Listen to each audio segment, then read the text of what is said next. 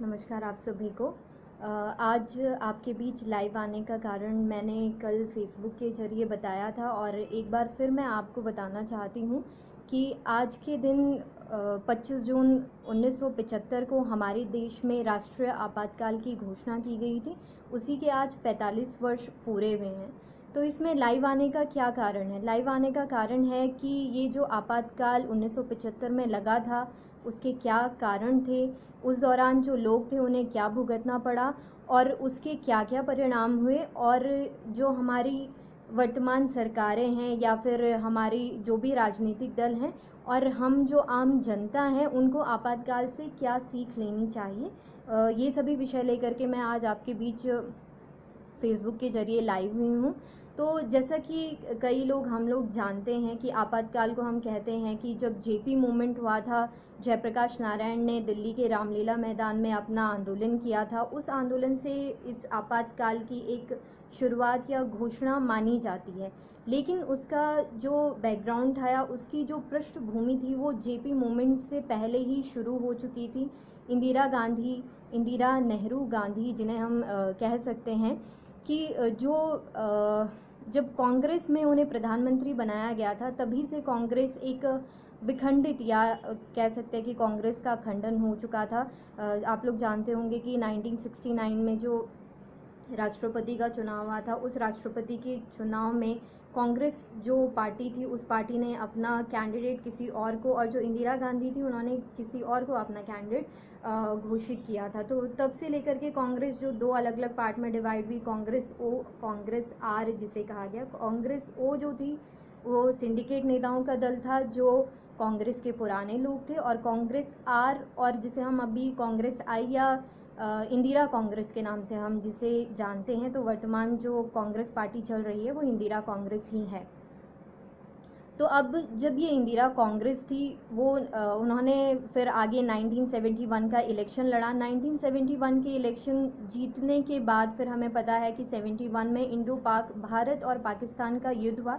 भारत और पाकिस्तान का युद्ध होने का कारण भी हम लोग जानते हैं कि बांग्लादेश इसका कारण था, क्योंकि बांग्लादेश को भारत ने सहायता की थी, इस वजह से पाकिस्तान और भारत के बीच युद्ध हुआ। तो उस युद्ध का क्या परिणाम हुआ, भारत को क्या झेलना पड़ा कि बांग्लादेश के करीब 8 लाख लोग बॉर्डर क्रॉस करके इंडिया में आ गए, और इस वजह से एक तो हमारा काफ़ी खर्च जो था वो उस युद्ध में हो चुका था। उसके बाद युद्ध के बाद फिर तेल की कीमतें बढ़ती जा रही थी, ज़रूरी सामान जो था उसकी कीमतें बढ़ती जा रही थी। तो धीरे धीरे इस तरीके से हमारे देश में करप्शन भी बढ़ता जा रहा था। तो इन सब को देखते हुए उसके बाद जेपी मूवमेंट, हम जिसे कहते हैं जेपी मूवमेंट की शुरुआत हुई। जेपी मूवमेंट से पहले गुजरात में इस तरीके का आंदोलन चलाया गया कि जो ज़रूरी सामान है उसकी कीमतें जो लगातार बढ़ रही हैं उसके खिलाफ गुजरात के जो स्टूडेंट्स थे उन्होंने जनवरी में इकट्ठा होकर के ये आंदोलन चलाया, और वहाँ पर जो कांग्रेस की सरकार थी उस कांग्रेस की सरकार के खिलाफ यह आंदोलन चलाया गया, जिसमें वहाँ के सीएम ने फिर इस्तीफा दिया और वहाँ पर प्रेसिडेंट रूल लगाया गया। उसके बाद फिर वहाँ पर नई इलेक्शन करवाए गए। इसी तरीके से बिहार में भी जेपी जयप्रकाश नारायण, लोकनायक जयप्रकाश नारायण जिन्हें कहा जाता है, उनके नेतृत्व में ये आंदोलन चलाया गया। स्टूडेंट आंदोलन था, लेकिन जेपी ने अपनी ये शर्त रखी थी कि मेरा जो आंदोलन है उसका दायरा सिर्फ बिहार तक सीमित ना हो करके बल्कि ये एक देशव्यापी आंदोलन होगा। इस देशव्यापी आंदोलन को उन्होंने, जैसे आप जानते हैं, 25 जून को रामलीला मैदान से चलाया था। मैं इसको कंटिन्यू करूँगी, लेकिन इससे पहले इसके बैकग्राउंड में कुछ और चीज़ें आती हैं आपातकाल की जो आपको जाननी बहुत ज़्यादा ज़रूरी हैं। जेपी मूवमेंट के अलावा हमारे देश में उसी दौरान 1974 में एक रेलवे स्ट्राइक हुई थी, या रेल के जो कर्मचारी थे उन्होंने हड़ताल की थी। उनकी भी जो मांग थी, उनका जो बोनस था और उनका जो सर्विस कंडीशन थी, उनको लेकर के उनकी कुछ मांगे थी जिसको सरकार ने नहीं माना। उन मांगों के खिलाफ एक हफ्ते से ज़्यादा हमारे देश में रेलवे स्ट्राइक चली गई। तो उस स्ट्राइक की वजह से जो ज़रूरी सामान होता था वो देश के अलग अलग हिस्सों में नहीं पहुंच पाता था। तो एक तरीके से ये इस तरीके का परिदृश्य बन चुका था कि अलग अलग जगह ज़रूरी सामान नहीं पहुंच पा रहा था, तो कीमतें बढ़ जाती हैं। जब सप्लाई नहीं हो पाती है तो कीमतें खुद ब खुद बढ़ जाती हैं, तो लोग उसके विरोध में आना शुरू हो गए थे। और सबसे बड़ी बात इससे भी ज़्यादा इम्पॉर्टेंट जो है कि जो हमारी जुडिशरी थी या जो हमारी न्यायपालिका थी, सरकार का उस दौरान न्यायपालिका से बहुत बड़ा संघर्ष या कन्फ्लिक्ट हम जिसे कहते हैं वो रहा।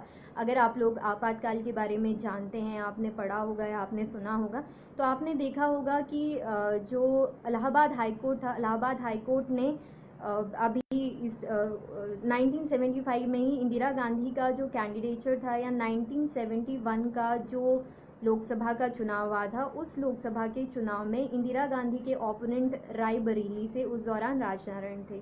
तो राजनारायण ने इलाहाबाद हाई कोर्ट में एक रिट दायर की थी। उस रिट में उन्होंने कहा कि जो इंदिरा गांधी हैं उन्होंने सरकारी मशीनरी का दुरुपयोग किया है अपना इलेक्शन लड़ने के लिए। तो इलाहाबाद हाई कोर्ट ने 12 जून 1975 को इंदिरा गांधी के खिलाफ ये निर्णय दिया कि इनका जो कैंडिडेचर है उन्होंने सरकारी मशीनरी या फिर सरकारी लोगों का इसमें प्रयोग किया है और लोगों को धन बल के आधार पर उन्होंने खरीद करके अपने लिए वोट मांगा है।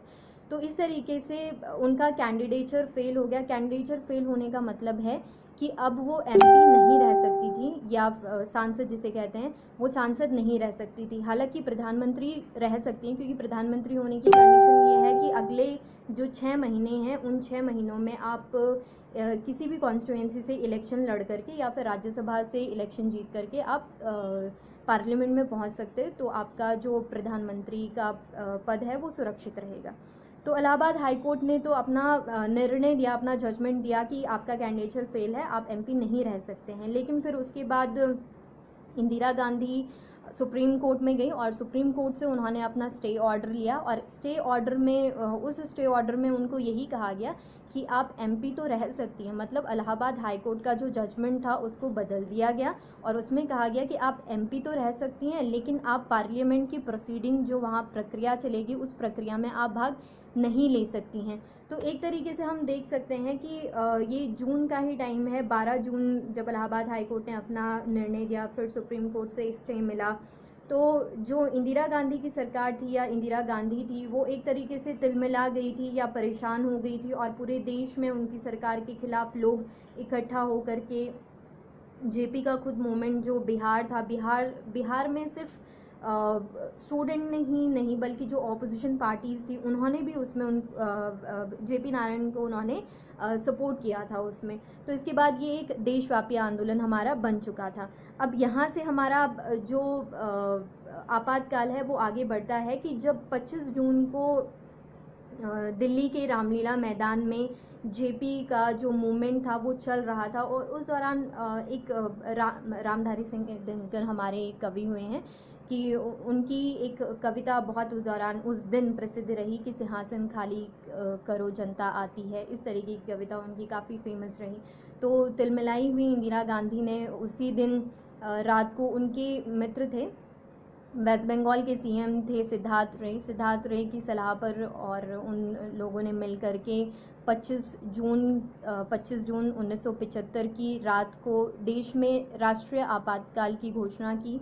जैसा आप लोग जानते होंगे, जो पॉलिटिकल साइंस हम सभी ने पढ़ा है, और उसमें भी हमने देखा कि जो आपातकाल है वो 3 अलग अलग ग्राउंड पे लगाया जाता है, 3 अलग अलग तरीके से लगाया जाता है। पहला लगाया जाता है आर्टिकल 352 के अंडर, जिसे हम नेशनल इमरजेंसी या राष्ट्रीय आपातकाल कहते हैं। दूसरा जो हमारा होता है स्टेट इमरजेंसी, जनरली हम उसको कहते हैं, लेकिन वो हमारा प्रेसिडेंट रूल या राष्ट्रपति शासन जो राज्यों में लगाया जाता है। और लास्ट आर्टिकल 360 जो आता है हमारा फाइनेंशियल इमरजेंसी या वित्तीय आपातकाल। तो वित्तीय आपातकाल की स्थिति हमारे देश में अभी तक आई नहीं है। और जो इंदिरा गांधी ने आर्टिकल 352 के अंदर हमारे देश में आपातकाल की घोषणा की थी, उसका कारण उन्होंने कहा था कि इंटरनल डिस्टर्बेंस है हमारे देश में, आंतरिक जो है कुछ गड़बड़ी हमारे देश में आई हुई है, उस गड़बड़ी की वजह से मैं अपने देश में आपातकाल लगा रही हूँ। तो आपातकाल से पहले, राष्ट्रीय आपातकाल से पहले ये होता है कि जो मंत्रिमंडल होता है, मंत्रिमंडल से चर्चा करनी पड़ती है, लेकिन यहाँ पर हमने ऐसा नहीं देखा, बल्कि उनके जो मित्र थे वेस्ट बंगाल के सीएम जो थे उनसे बस चर्चा करके उन्होंने आपातकाल की घोषणा 25 जून की रात को कर दी थी। अब मंत्रिमंडल को क्योंकि सूचना नहीं थी, इसलिए फटाफट अगले दिन 26 तारीख की सुबह 6 बजे एक इमरजेंसी बैठक बुलाई गई मंत्रिमंडल की, कैबिनेट की, और उस कैबिनेट में सभी सदस्यों को बताया गया कि देश में आपातकाल की घोषणा की गई है। और उसी दिन हम सब जानते हैं, सभी लोग शायद ये बात जानते हैं कि प्रेस पर जो है सेंसरशिप या प्रेस को अपने कंट्रोल में रखने की पूरी कोशिश की गई थी। और सबसे ज़्यादा इस आपातकाल का दुरुपयोग इंदिरा गांधी से ज़्यादा उनके पुत्र संजय गांधी ने किया था, क्योंकि 25 जून जो था, 25 जून की ही रात को सारी जो मीडिया हाउस थे या फिर जो प्रेस था उनकी इलेक्ट्रिसिटी को काट दिया गया था, ताकि कोई भी न्यूज़पेपर अगले दिन पब्लिश ना हो सके कि जिसमें इमरजेंसी की खबर आए। तो अगले दिन सुबह 6 बजे कैबिनेट को बताने के बाद रेडियो से आपातकाल की घोषणा की गई थी। सिर्फ 1-2 ही समाचार पत्र थे जिनमें ये खबर प्रकाशित हो पाई थी, क्योंकि बाकी सारे जो समाचार पत्र थे उनकी पावर कट कर दी गई थी। अब और इसमें एक और चीज़ आती है कि उसी दिन कहा गया था कि सारे के सारे हाई कोर्ट जो हैं वो भी बंद हो जाएंगे। हालांकि हाई कोर्ट नहीं बंद हुए, हाई कोर्ट अगले दिन खुले थे। अब बात आती है कि जो ये आपातकाल लगा, आपातकाल के दौरान ऐसी क्या चीज़ें हुई जिन्होंने लोगों को बहुत ज़्यादा परेशान किया, या फिर आपातकाल को क्यों याद करना ज़रूरी है। जब आपातकाल की स्थिति आती है तो आपातकाल की स्थिति में, जैसे हमारा देश कहा गया है कि भारत एक संघात्मक देश है, फेडरल कंट्री है, तो आपातकाल में क्या होता है कि संघ की सारी शक्तियां खत्म हो जाती हैं, मतलब सेपरेशन ऑफ पावर वो स्टेट और सेंट्रल के बीच नहीं रह जाता, सारी शक्तियां केंद्र के हाथों में चली जाती हैं। तो उस दिन भी यही हुआ कि जो फेडरल फॉर्म ऑफ गवर्नमेंट था वो यूनिटरी में चला गया, मतलब सारे जो राज्य थे उनकी शक्तियां खत्म हो गई और जो पूरी शक्ति थी वो केंद्र सरकार के हाथों में आ गई। और इससे भी बुरा जनता के साथ क्या हुआ कि लोगों का जो right to life and liberty था, जीवन का जो अधिकार था, उसको लोगों से छीन लिया गया और अंडर प्रिवेंटिव डिटेंशन लोगों को अरेस्ट किया जाने लगा। आपने मीसा सुना होगा, maintenance of internal security act, और DIA आपने सुना होगा। तो इन 2 कानूनों के अंतर्गत लोगों को ज़बरदस्ती गिरफ्तार किया जाने लगा बिना कारण बताए हुए। जैसा कि आपको पता है प्रिवेंटिव डिटेंशन में यही होता है कि बिना कारण बताए हुए कि आप पर संदेह है कि आप कोई देश विरोधी या फिर आप कोई सरकार विरोधी गतिविधि कर सकते हो, तो सिर्फ उस आधार पर आपको गिरफ्तार कर लिया जाता है। तो बहुत सारे लोग थे जिनमें JP थे जिनको गिरफ्तार किया गया, अटल बिहारी वाजपेयी थे, लालकृष्ण आडवाणी थे जिनको गिरफ्तार किया गया, मोरारजी देसाई उस दौरान वित्त मंत्री थे, मोरारजी देसाई को भी गिरफ्तार किया गया और उन्हें सॉलिटरी कन्फाइनमेंट में रखा गया। इसका मतलब है कि एक तरीके से हम इसको कह सकते हैं कि उनको नज़रबंद कर दिया गया कि उनसे कोई भी मिल नहीं सकता था। तो ये एक बहुत बड़ी मानसिक यातना हम जिसे कह सकते हैं वो है। और जैसे लोगों का जीवन का अधिकार छीना गया, हम बंदी प्रत्यक्षीकरण जानते हैं कि बंदी प्रत्यक्षीकरण में क्या होता है कि 24 घंटे के अंदर अगर जिसे गिरफ्तार किया जाता है उसे कोर्ट के सामने प्रस्तुत करना होता है, हेबियस कॉर्पस जिसे कहा जाता है। लेकिन ये हेबियस कॉर्पस भी लोगों से छीना गया और किसी भी गिरफ्तार व्यक्ति को अधिकार नहीं था कि वो कोर्ट में जाए और पूछे कि मुझे गिरफ्तार क्यों किया गया है। तो इस तरीके की यातनाएं लोगों को दी गई। इसी दौरान JP मूवमेंट की एक और बहुत महत्वपूर्ण एक बात है कि JP मूवमेंट का प्रसारण किया गया था दूरदर्शन पर, मूवमेंट का समाचार दिया गया था दूरदर्शन पर, क्योंकि उस दौरान कम न्यूज़ चैनल होते थे। तो दूरदर्शन पर इसका समाचार आया तो तब IK गुजराल, इंद्र कुमार गुजराल जो थे वो हमारे सूचना प्रसारण राज्य मंत्री थे। इंदिरा गांधी ने अपने ही मंत्री को अगले दिन उनके मंत्रालय से हटा दिया कि JP मूवमेंट की खबर क्यों प्रसारित की, और उनसे उनका जो मंत्रालय था वो भी छीन लिया गया। तो इस तरीके की बहुत सारी घटनाएं थी जो इस दौरान की गई थी। सबसे ज़रूरी बात हम कहते हैं कि प्रेस पर सेंसरशिप लगा दी गई। जैसे मैंने पहले भी कहा था कि प्रेस को क्या करना होता था, जितने भी न्यूज़पेपर हैं उनको कोई भी न्यूज़ या कोई भी आर्टिकल अपने न्यूज़पेपर में छपाने से पहले सरकार को पूछना पड़ता था कि क्या हम ऐसा कर सकते हैं। तो बहुत सारे न्यूज़पेपर थे, इंडियन एक्सप्रेस था, स्टेट्समैन था, तो इन लोगों ने अपने एडिटोरियल में या फिर अपने न्यूज़पेपर में कुछ स्पेस खाली छोड़ना शुरू कर दिया। ये एक विरोध था कि हम यहाँ पर इमरजेंसी के खिलाफ कुछ लिखना चाहते हैं, लेकिन क्योंकि हमें सरकार से पूछना पड़ रहा है इसके लिए हम नहीं लिख सकते हैं, क्योंकि हम स्वतंत्र नहीं हैं, तो इसलिए उस स्पेस को खाली छोड़ दिया जाता था। इसी तरीके से कुछ मैगज़ीन थी जिनमें सेमिनार और मेन स्ट्रीम का नाम आता है। इन मैगज़ीन ने अपना जो हाउस था वो बंद कर दिया था। उन्होंने कहा कि हम सेंसर्ड होने के बजाय हम खुद को बंद रखना या हम खुद को बंद करना हम ज़रूरी समझेंगे। तो इस तरीके की कुछ, और इसके अलावा कुछ पत्रकार थे जिन्होंने इमरजेंसी के खिलाफ लिखना चाहा, कुछ विदेशी पत्रकार भी थे। उन लोगों को भी करीब करीब 200-250 पत्रकार ऐसे थे जिन्हें जेल में डाल दिया गया। इसके अलावा जो राष्ट्रीय स्वयंसेवक संघ हैं उस पर प्रतिबंध लगा दिया गया। राष्ट्रीय स्वयंसेवक संघ के बहुत सारे ऐसे कार्यकर्ता थे, करीब 6-6,500, जिन्हें लास्ट मतलब जब 1977 में इमरजेंसी ख़त्म हुई उस दौरान उन्हें छोड़ दिया गया।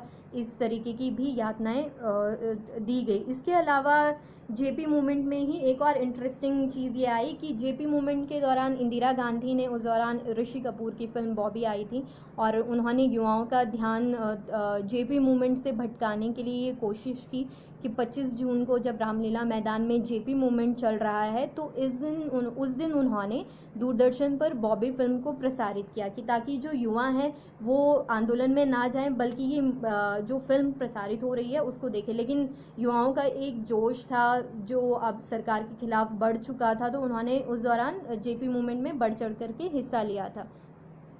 आपातकाल के दौरान ही सरकार ने कोशिश करी कि सरकार के या आपातकाल के पक्ष में जो हैं वो गाने चलाए जाएं, लेकिन इन गानों पर क्या किया गया कि जो हमारे किशोर कुमार थे, किशोर कुमार को कहा गया कि इस तरीके के कुछ गाने गाए जाएं जो आपातकाल का समर्थन करते हों, लेकिन उन्होंने गाने गाने से इनकार कर दिया। तो इस पर भी इंदिरा गांधी की सरकार ने रेडियो पर, ऑल इंडिया रेडियो पर उनके जो गाने थे उनको प्रसारित करना रोक दिया और रिकॉर्डिंग के जो सेंटर थे उनको भी मना कर दिया कि आप किशोर कुमार के किसी भी गाने को रिकॉर्ड नहीं करेंगे। तो इस तरीके की भी पत्रकार या फिर आम जनता हो या फिर विपक्षी पार्टी के कोई भी नेता हों, उन सबको इसकी यातना झेलनी पड़ी थी। फणीश्वर नाथ रेणु का नाम हम सभी जानते हैं, हिंदी के बहुत बड़े लेखक हुए हैं। इन्होंने अपना पुरस्कार इस दौरान विरोध स्वरूप लौटा दिया था। इसी तरीके से और आम जनता जो थी, आम जनता को ज़बरदस्ती पकड़ करके उनकी नसबंदी की जाती थी। सरकारी कर्मचारी जो थे उनको टारगेट दिया जाता था कि आप जब इतने लोगों की नसबंदी करवाओगे तो ही आपको सैलरी मिलेगी। तो इस तरीके से चाहे सरकारी कर्मचारी हो, सभी लोगों को ये यातना झेलनी पड़ी थी। तो एक तरीके से पूरा जो आपातकाल था, आपातकाल में हमने देखा कि कोई भी आम जन से लेकर के, या हम सीधे सीधे कहें कि जैसे हम एग्जाम्पल देते हैं हिटलर की तानाशाही, मुसोलिनी की तानाशाही की हम एग्जाम्पल देते हैं, उसी तरीके से 75 में हमारे देश में इंदिरा गांधी की तानाशाही एक तरीके से एक हाई पीक, बहुत उच्च स्तर पर थी। फिर इसके बाद हमने देखा कि कुछ संविधान में संशोधन किए गए। पहला ये, क्योंकि 71 का इलेक्शन, मैंने आपको अभी बताया कि 71 की इलेक्शन में उनके कैंडिडेचर को चुनौती दी गई, तो फिर इंदिरा गांधी की सरकार ने ये निर्णय निकाला संसद में कि जो प्रधानमंत्री हैं, राष्ट्रपति हैं और उपराष्ट्रपति हैं, उनके इलेक्शन को कोई भी कोर्ट में चुनौती नहीं दे सकता है। मतलब आज मुझे तो दे दिया है, मतलब इंदिरा गांधी को तो दे दिया था, लेकिन आगे इस तरीके का कोई भी काम नहीं किया जाएगा इस तरीके से। और सबसे ज़्यादा इम्पॉर्टेंट कॉन्स्टिट्यूशन में आता है 42nd कॉन्स्टिट्यूशनल अमेंडमेंट, 42वां संविधान संशोधन हम जिसे कहते हैं।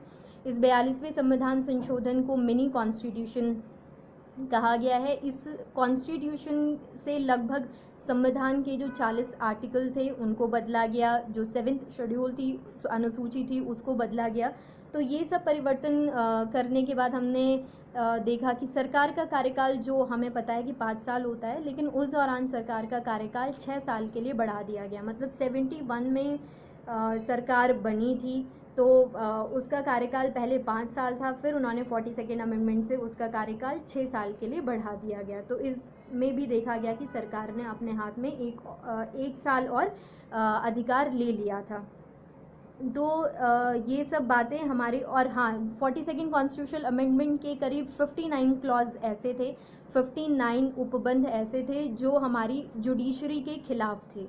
आगे फिर चल करके इसके बाद जब 77 के इलेक्शन थे तो जनता ने, क्योंकि अपना विरोध दिखाया, जनता ने विरोध स्वरूप जो कांग्रेस पार्टी थी उसको बिल्कुल धकेल दिया था, क्योंकि वो जो कांग्रेस ओ या मूल कांग्रेस था वो भी अब कांग्रेस आई के खिलाफ खड़ा था। वो कांग्रेस आई या रिक्विजनस जो थे, इंदिरा कांग्रेस थी, उसके साथ नहीं थे, वो अलग थे। तो 77 के इलेक्शन में इंदिरा कांग्रेस जो थी वो बुरी तरीके से हार गई थी, क्योंकि जो ओपोनेंट थे या विपक्षी पार्टियां थी उन सब ने मिल करके सेव डेमोक्रेसी के नारे पर 77 का इलेक्शन लड़ा। और उसके बाद उन्होंने इस जो 75 टू 77 की एमरजेंसी थी, उस एमरजेंसी की जांच के लिए एक शाह कमीशन बनाया था। उस शाह कमीशन ने अपने रिपोर्ट में कहा भी कि जो आपातकाल लगा है, इस आपातकाल के दौरान पूरे के पूरे 1,11,000 लोगों को गिरफ्तार अंडर प्रिवेंटिव डिटेंशन गिरफ्तार किया गया है। मतलब बिना किसी कारण बताए आप कोई अपराध कर सकते हो, ऐसा आप पर सस्पेंस है, उस आधार पर आपको गिरफ्तार किया गया। एमनेस्टी इंटरनेशनल एक international organisation, human rights organisation है, उस ऑर्गेनाइजेशन ने भी बयान दिया कि 1,11,000 नहीं बल्कि 1,40,000 ऐसे लोग थे जिनको प्रिवेंटिव डिटेंशन के अंतर्गत गिरफ्तार किया गया। तो इस तरीके से आम जन से लेकर के सरकारी कर्मचारियों तक इस और मीडिया पर तो सबसे ज़्यादा बुरा प्रभाव पड़ा उस दौरान। उनको इस आपातकाल को बहुत बुरे तरीके से झेलना पड़ा। और बस मेरा आपके बीच इसको लाइव लाने का यही मकसद है कि हम लोग समझें कि उस दौरान लोगों ने जो भी झेला या फिर सरकारों ने उस दौरान लोगों को जितना भी दबाने की कोशिश करी, उसका परिणाम हमने 77 के चुनाव में देखा। यहाँ तक कि इसमें एक फैक्ट या एक बात ये भी आई कि जुल्फ़िकार अली भुट्टो जो थे, जुल्फ़िकार अली भुट्टो ने इंदिरा गांधी के लिए ये भी कहा कि वो तो एक बहुत बड़े लोकतांत्रिक देश की प्रधानमंत्री हैं, लेकिन उन्होंने जनता को इस तरीके से कुचल दिया है, वहाँ पर इलेक्शन वो अपनी मर्जी से करवा रही हैं, हम तो समय से इलेक्शन करवा रहे हैं। तो ये जो आपातकाल था उसका प्रभाव सिर्फ हमारे देश के अंदर ही नहीं बल्कि कहने का मतलब है वैश्विक स्तर पर भी हमारे देश की एक बहुत बुरी छवि बनी। तो हमें इस आपातकाल से सीख लेनी चाहिए कि जो आम जन है, अगर आम जन के सामने इस तरीके की समस्याएं आती हैं, उनको इस समस्या से किस तरीके से पार निकला जाए, या जो सरकारें हैं या फिर राजनीतिक पार्टियां हैं उनको सीख लेनी चाहिए कि जो आम जन है उनकी जो एकता है वो कभी भी 77 का चुनाव परिणाम बहुत बड़ा इसका उदाहरण है। तो आज आपके बीच लाइव आने का यही कारण था। अगर आपको आपातकाल का ये विषय जो मैंने आपको बताया अच्छा लगा हो तो आप इसको शेयर ज़रूर कीजिए, और अपने घर पर, अपने आस पड़ोस में उस दौरान के जो भी लोग हैं उनसे आपातकाल के अनुभव ज़रूर पूछिए, क्योंकि 75 का वो दौर था और वो पीढ़ी आज लगभग मतलब काफ़ी उम्र की हो चुकी है। तो हम या फिर जो युवा वर्ग है उनको जानना ज़रूरी है कि एक आम जन कैसे इन समस्याओं से खुद उभरे, और सरकारें कोई भी सरकारें हों, राजनीतिक दल हों, वो इनसे सीख लें। और वैश्विक स्तर पर भारत अभी जिस तरीके से अपना नाम बना रहा है वो हमेशा बना रहे। धन्यवाद।